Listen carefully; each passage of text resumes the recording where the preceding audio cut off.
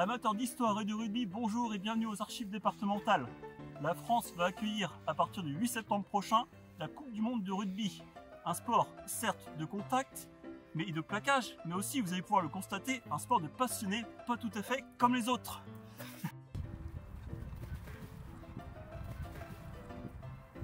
Avant toute chose, comment ce sport est-il apparu dans le Loiret? Eh bien, arrivé d'Angleterre sur les rives de la baie normande du Havre, le rugby commence à s'introduire dans les écoles loiretaines vers 1885. Des équipes s'y forment, puis disputent des rencontres amicales. Notamment au lycée d'Orléans, où un élève un peu spécial s'enthousiasme pour cette activité, l'écrivain Charles Péguy. Pendant sa scolarité, il se fait remarquer pour ses talents en philosophie, mais aussi pour son investissement en tant que président de la Société de jeux de plein air.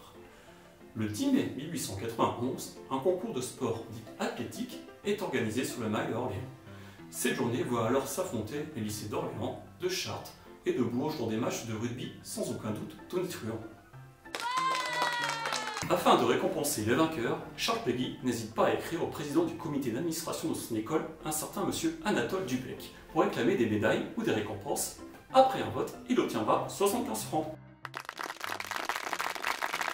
Notre personnalité connue ayant fréquenté le lycée d'Orléans s'est également entichée de ce sport. Le poète et écrivain Pierre Dumarchais, plus connu sous le nom de Pierre Macorlan. Il a, dans certains de ses ouvrages, transformé le rugby en essai.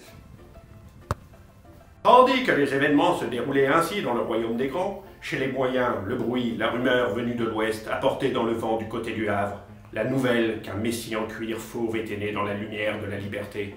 On l'appelait l'Ovale. La silhouette ovale du ballon a ainsi accompagné l'homme au béret tout le long de sa vie. Revenons maintenant 40 ans en arrière, et plus exactement en mai 1980. Un événement est venu totalement éclipser ceci. Ce mois de mai 1981 voit en effet François Mitterrand devenir président de la République française. Mais surtout, il voit le rugby club orléanais accéder à l'élite nationale du rugby après avoir dynamité Tournon 27-7. Un exploit gravé dans les mémoires. Il s'agissait là d'une grande première pour ce club fondé 15 années plus tôt. Comme en témoigne Jean-François Darty, capitaine de l'équipe, c'était également une grande première pour un club de la région Centre et l'apothéose de sa carrière. Un événement qui a été bien entendu fêté comme il se doit par les joueurs et les supporters.